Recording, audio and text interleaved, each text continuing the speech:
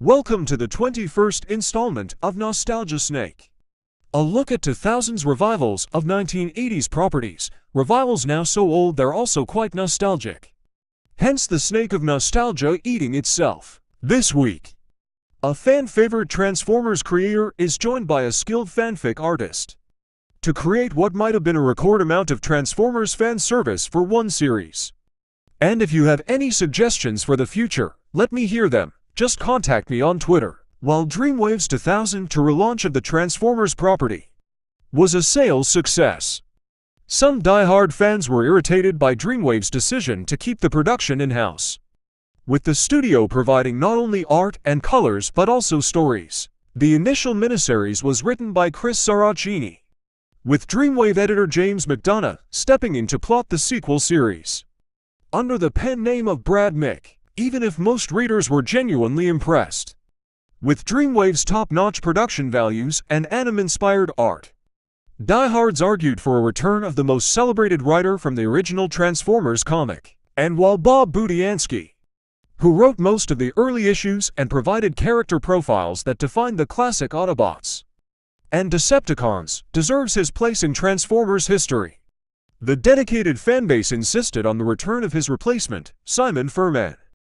The fans demanded it. Today the most prolific writer of Transformers material, Furman's association with the franchise began at Marvel UK, where he worked as assistant editor, then writer of the material created specifically for British audiences. With the book released weekly overseas, several pages of original material had to be created to supplement reprints of the monthly American series. Even though Furman was typically forced to craft stories set between issues of the American reprints, Furman's material developed a cult following within the fandom. In contrast to the American comics, Furman's stories tended to deal with more complex themes, exploring heady science fiction concepts and characterizations that complicated the simplistic notion of pure Autobots and malevolent Decepticons. When tasked with creating tie-in stories to 1986's Transformers, the movie, even though the film had nothing to do with the existing comics continuity,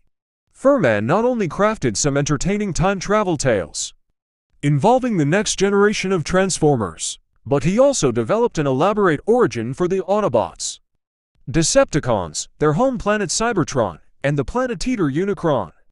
The mythology conceived by Furman in only a few issues of the Marvel UK comic still serves as the spine for much of the existing lore today. When Bob Budiansky chose to step away from the American Transformers series, he suggested Furman as his replacement based on Furman's knowledge of the canon and the quality of his work for Marvel UK. Furman incorporated several aspects of his stories into the American series and brought along artist Jeff Sr. from the UK title, who gave the Transformers a rougher, more dangerous look. Even though Transformers was dwindling as a franchise at this point, sales of the American comic increased shortly after Furman took the reins, and he's generally regarded as the spark that enabled the book to stay alive for a few more years. In 1993, Furman returned for Marvel's short-lived Transformers Generation to comic, a series that arrived far too early for the typical 20-year cycle of nostalgia to hit. By 2002, however, 80s kids once enamored with the robots in disguise were adults with disposable income, frequenting comic shops and surfing the nascent internet message boards. When new Transformers stories arrived without Furman's involvement, they demanded the return of their favorite writer. No Kid, Sidekix. Joining Furman would be Don Figueroa, an indie artist who was developing a following with his online Transformers fanfiction.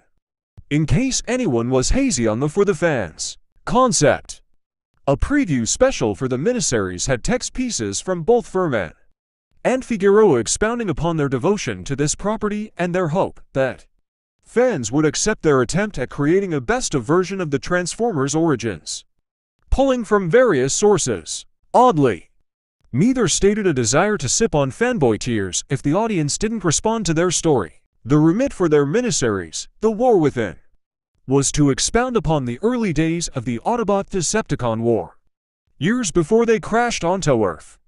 while previous episodes of the animated series and some issues of the comic had glimpses of this era, the results were typically disappointing.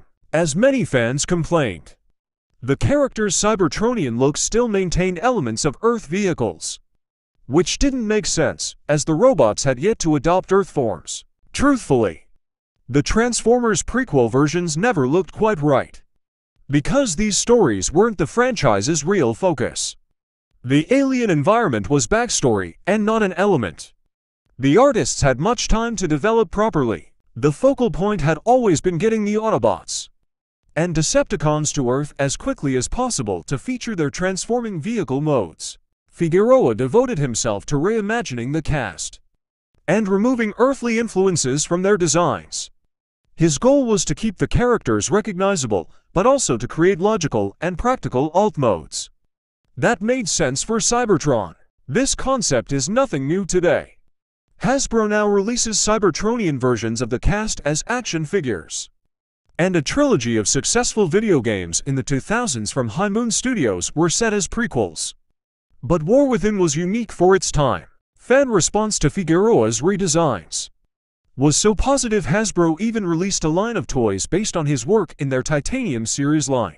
Another element of the series was sure to please a vocal segment of Transformers fandom, as the story is set before the Autobot and Decepticon faction's earthly rival. The number of humans in the story totals to around 0. Traditionally, this would be considered too niche, depriving the audience of recognizable human faces and identification figures. It's not a coincidence that Transformers stories created for audiences across the globe tend to feature plucky teens befriending the Autobots before the end of Act 1. However, it's a long-time wish come true for an element of the fandom. Set during the early days of Cybertron's Great War, Megatron is a ferocious rebellion commander, leading his armies in a brutal battle against the Autobots. When Sentinel Prime falls in battle, an unnamed data entry bot is unexpectedly named by the Autobot High Council to replace him. Their new leader Optimus Prime faces skepticism, especially from the irritable wartime gladiator Grimlock, and nearly inspires an Autobot insurrection when he makes a command decision to surrender Cybertron to the Decepticons. Megatron, meanwhile, swats away Starscream's disloyalty as his focus turns to a secret hiding beneath Cybertron's surface. If he steals the matrix of leadership from Prime's chest, he believes its energy with power Cybertron and transform the planet into an orbital dreadnought, enabling Megatron to conquer foreign galaxies. Grimlock asks Herm, perhaps the most controversial decision in the early Dreamwave comics was the sudden heel turn of Dinobot leader Grimlock against the Autobots, a move the creators of the follow-up miniseries swiftly backed away from. The heel turn was unpopular, but it's not impossible to guess why the creators made this call. In the original animated series, Grimlock was often portrayed as a rebellious toddler, and in the Marvel comic, he was arrogantly and openly disdainful of Optimus Prime's leadership. Working with the new Best of Dreamwave continuity, Furman adds some depth to Grimlock, providing motivation for his current-day characterization. War Within establishes Grimlock as a veteran of the Cybertronian cage-fighting arenas and a wartime ally of the Decepticons, though he never truly felt as if he belonged on either side. The Grimlock we meet here is dedicated to the Autobot cause and responds violently to Starscream's offer to rejoin the Decepticons. Increasingly frustrated with the Council of Ancients and dismissive of a new file clerk commander, Grimlock toys with the idea of stealing leadership from Optimus Prime for much of the series. However, when he realizes the severity of Megatron's plan, he finds himself aligned with Prime in the bowels of Cybertron, even though Prime doesn't follow Grimlock's advice to fatally deal with Megatron. He does earn the future Dinobo's respect when Prime survives his fight with Megatron and asserts command of Grimlock's forces in a decisive battle against the Decepticons. Having gained new perspective on the future, Prime's rededicated to fighting for Cybertron, delaying Grimlock's mutinous dreams for at least a few decades. When attempting to merge the two conflicting 1980s portrayals of Grimlock, a buffoon with a Captain Caveman speech pattern in the animation, but far less ridiculous in the comics, Furman is forced to hit an odd balance. Grimlock typically uses me instead of I. But Furman portrays Grimlock as distant and taciturn in most scenes. In fact, he ends up with an odd staccato speech pattern reminiscent of Rorschach's in Watchmen. He even has HNN grunts that sound like Rorschach's patented Herm. In one sequence, Grimlock speaks solely in one-syllable Rorschach grunts, hinting that Furman wasn't doing this by accident. For diehards only, a detailed listing of the series' continuity shoutouts and tributes to toys, comics, and animation could go on forever. War Within does more than pay homage to the past, however.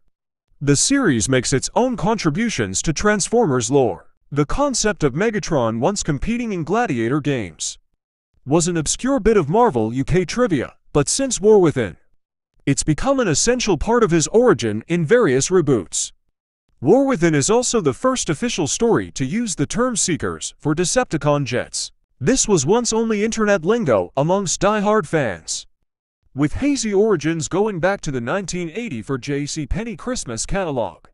Outside of Transformers mythology, War Within is an early example of internet culture, influencing printed media and corporate gatekeepers expressing appreciation for fan culture. So, all that said, does the series have any appeal to casual readers?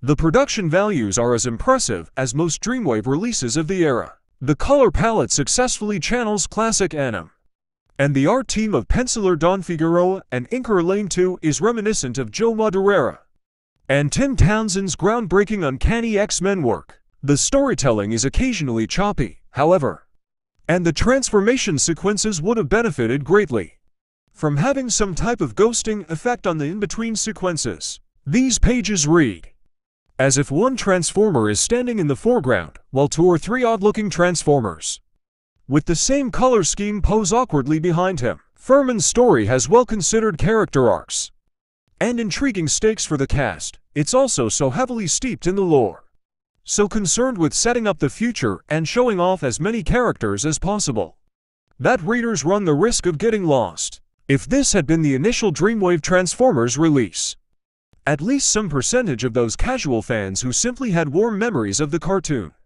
might have dropped off quickly. The remit was to create a tribute to those dedicated to the lore, and in that regard, War Within more than delivered.